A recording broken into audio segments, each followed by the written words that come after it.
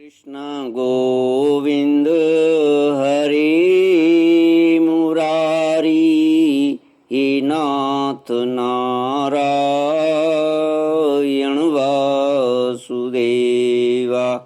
ओम नमो भगवते वासुदेवाय। ओम नमो भगवते वासुदेवाय। ओम नमो भगवते वासुदेवाय।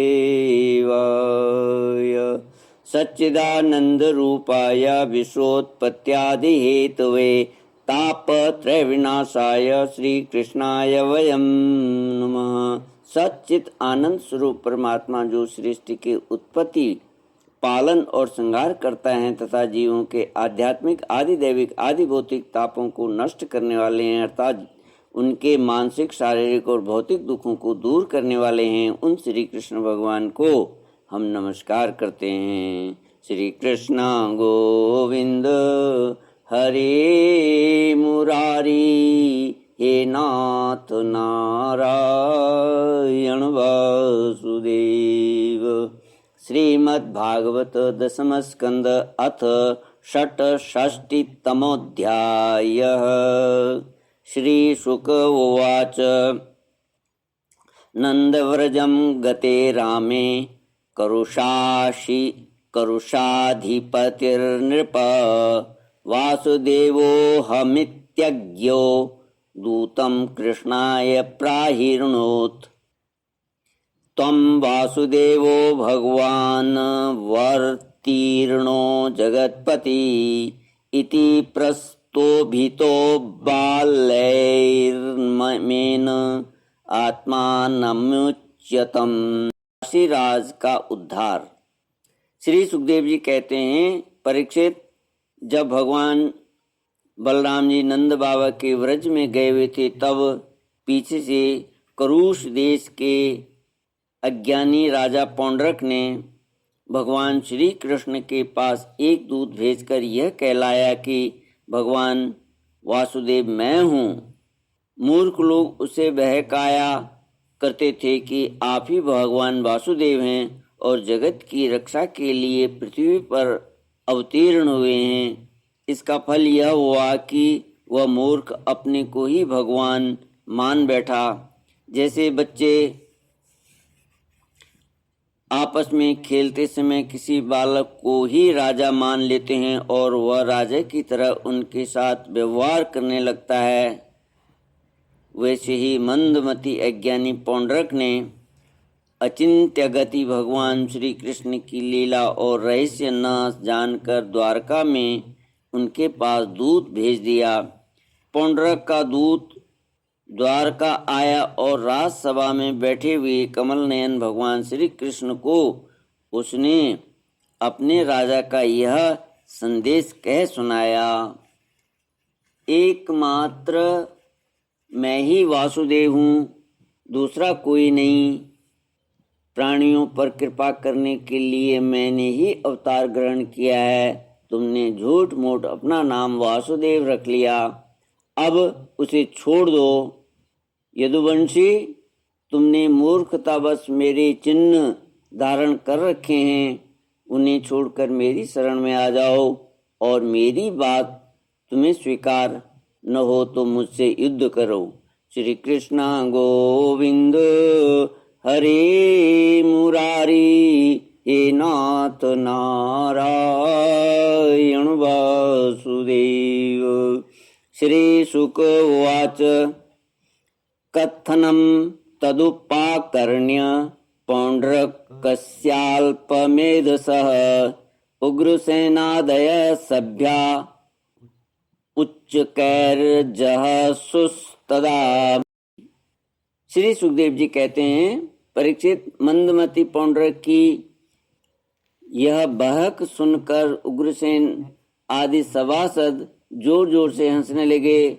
उन लोगों की हंसी समाप्त होने के बाद भगवान श्री कृष्ण ने दूत से कहा, तुम जाकर अपने राजा से कह देना कि रे मूढ़, मैं अपने चक्र आदि चिन्ह यूं नहीं छोड़ सकता।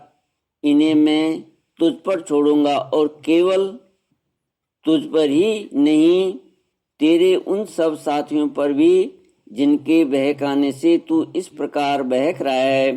उस समय मूर्ख, तो अपना मुंह छिपाकर औंधे मुंह गिरकर चील, गीद, बटेर आदि मांस भक्षी पक्षियों से घिरकर सो जाएगा और तू मेरा शरण दाता नहीं, उन कुत्तों की शरण होगा जो तेरा मांस चींथ चींथ कर खा जाएंगे।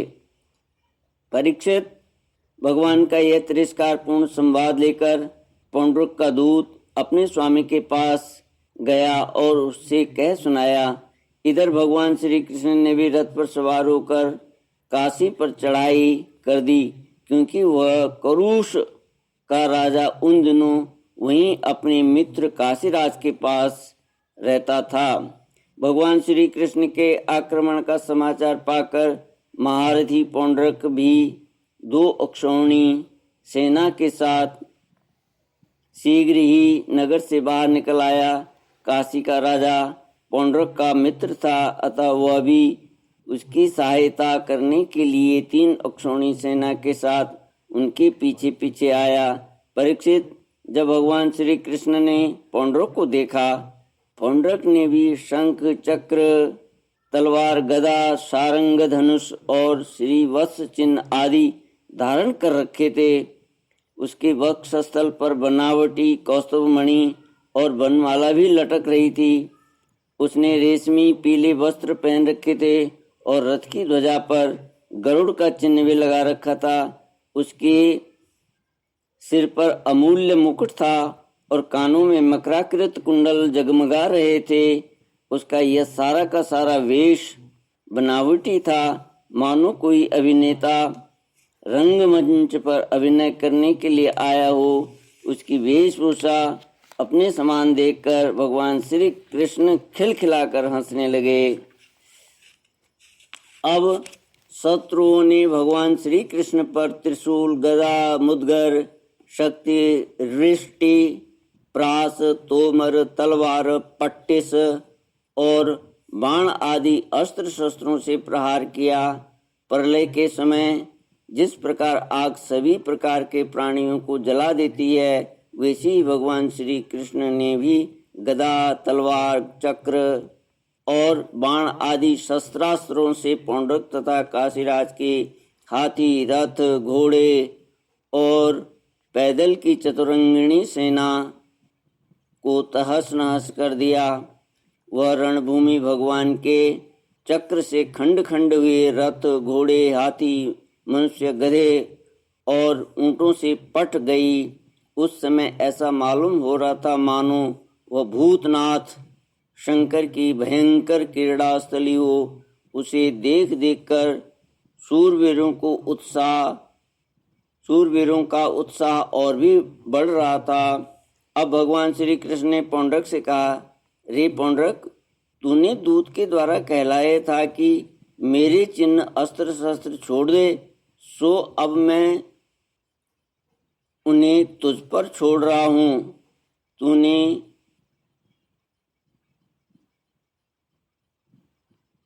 झूठ मूठ मेरा नाम रख लिया है, अतः मूर्ख, अब मैं तुझसे उन नामों को भी छुड़ा कर रहूंगा। रही तेरे शरण में आने की बात, सो यदि मैं तुझे युद्ध न कर सकूंगा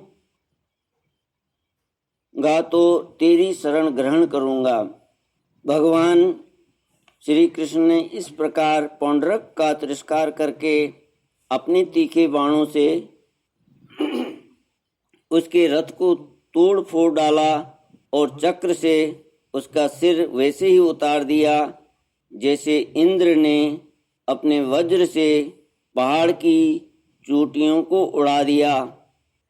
इसी प्रकार भगवान ने अपने बाणों से काशी नरेश का सिर भी धड़ से ऊपर उड़ाकर काशीपुर में गिरा दिया, जैसे वायु कमल का पुष्प गिरा देती है। इस प्रकार अपने साथ डाह रखने वाले पौंड्रों को और उसके सखा काशी नरेश को मारकर भगवान श्री कृष्ण अपनी राजधानी द्वारका में लौट आए। उस समय सिद्धगण भगवान की अमृतमयी कथा का गान कर रहे थे।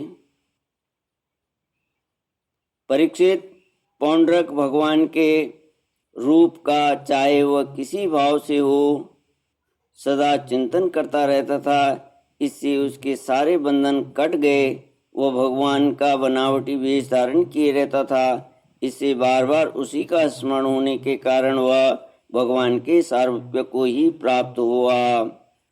इधर काशी में राजमहल के दरवाजे पर एक कुंडल मंडित मुंड गिरा देखकर लोग तरह तरह का संदेह करने लगे और सोचने लगे कि यह क्या है, यह किसका सिर है। जब ये मालूम हुआ कि वह तो काशी नरेश का ही सिर है, तब रानियां, राजकुमार, राज परिवार लोग तथा नागरिक रो रो कर विलाप करने लगे। हा नाथ, हा राजन, हाय हाय, हमारा तो सर्वनाश हो गया। काशी नरेश का पुत्र था सुदक्षिण। उसने अपने पिता का अंत्येष्टि संस्कार करके मन ही मन यह निश्चय किया कि अपने पितृघाती को मारकर ही मैं पिता के ऋण से उऋण हो सकूंगा। निदान वह अपने कुल पुरोहित और आचार्यों के साथ अत्यंत एकाग्रता से भगवान शंकर की आराधना करने लगा। काशी नगरी में उसकी आराधना से प्रसन्न होकर भगवान शंकर ने वर देने को कहा। सुदक्षिण ने यह अभीष्ट मांगा कि मुझे मेरे पितृघाती के वध का उपाय बतलाइए। भगवान शंकर ने कहा, तुम ब्राह्मणों के साथ मिलकर यज्ञ के देवता ऋतिक भूत दक्षिणाग्नि की अभी 4 विधि से आराधना करो।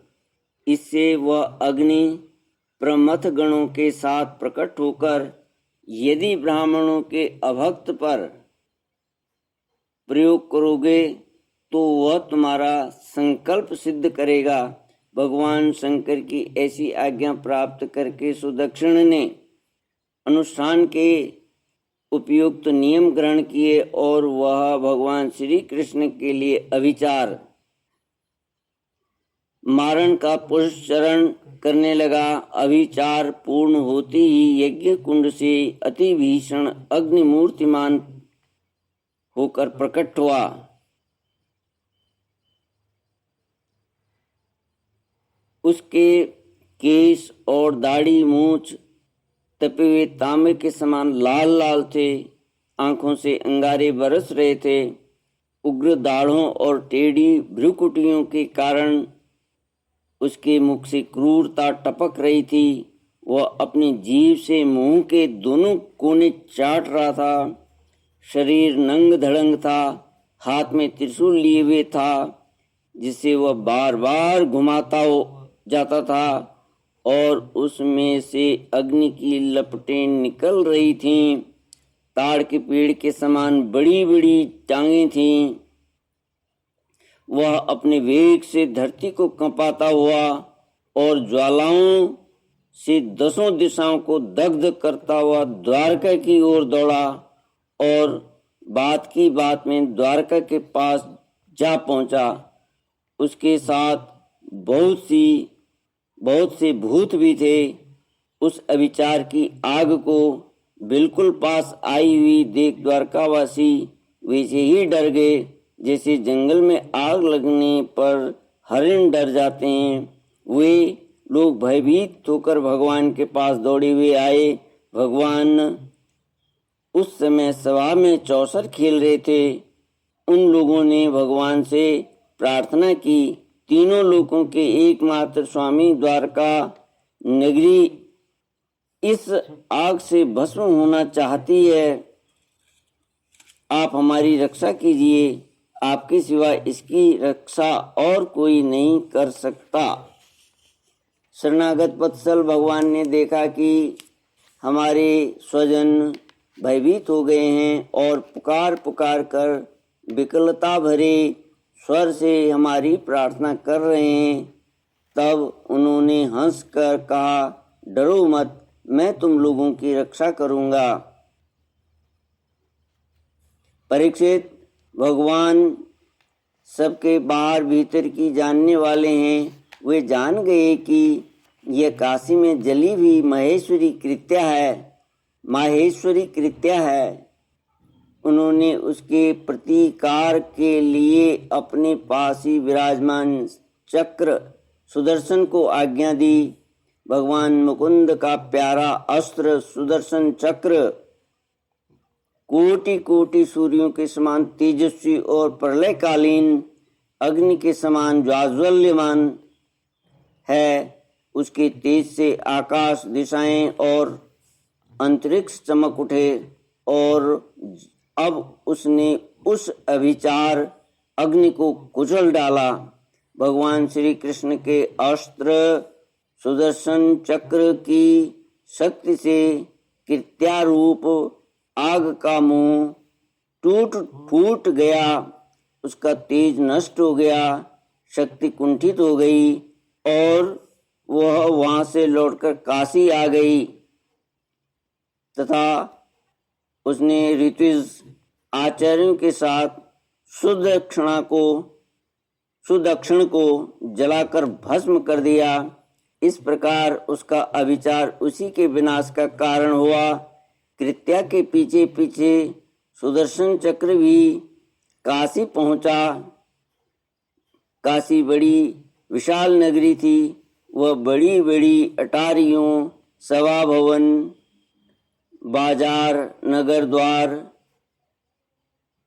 द्वारों के शिखर, चहार दीवारियों, खजाने, हाथी, घोड़े, रथ और अन्नों के गोदाम से सुसज्जित थी। भगवान श्री कृष्ण के सुदर्शन चक्र ने सारी काशी को जलाकर भस्म कर दिया और फिर वह परमानंदमयी लीला करने वाले भगवान श्री कृष्ण के पास लौट आया।